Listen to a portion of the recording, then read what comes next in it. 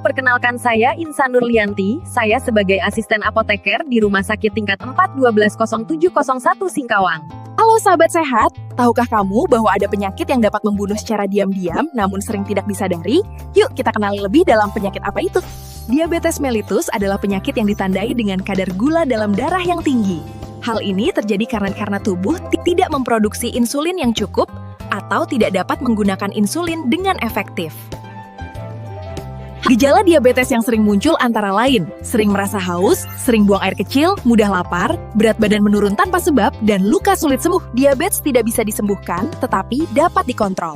Penggunaan obat secara teratur sangat penting untuk menjaga kadar gula darah tetap stabil. Selain obat, pola hidup sehat juga penting. Konsumsi makanan sehat dan seimbang, kurangi gula dan lemak, rutin berolahraga, dan periksa gula darah secara berkala. Apa yang terjadi jika obat diabetes tidak diminum teratur? Gula darah tetap tinggi, muncul gejala, risiko komplikasi meningkat, dan pengobatan jadi lebih berat. Apa yang terjadi jika minum obat diabetes berlebihan?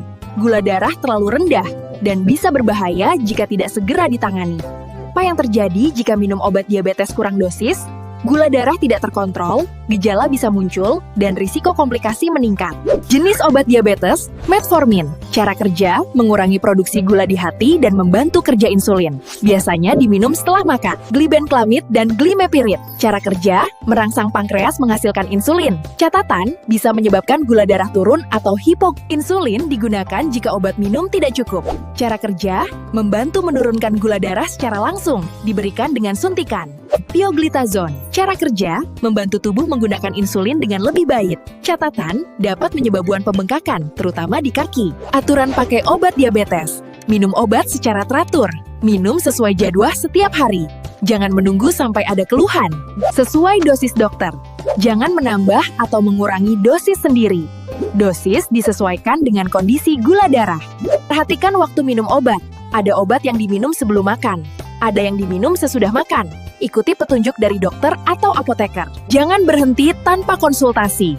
Walaupun gula darah sudah normal, obat tetap perlu dilanjutkan sesuai anjuran. Jika lupa minum obat, segera minum jika masih dekat waktunya. Jangan menggandakan dosis. Jaga pola makan. Makan teratur sesuai jadwal. Hindari makanan tinggi gula.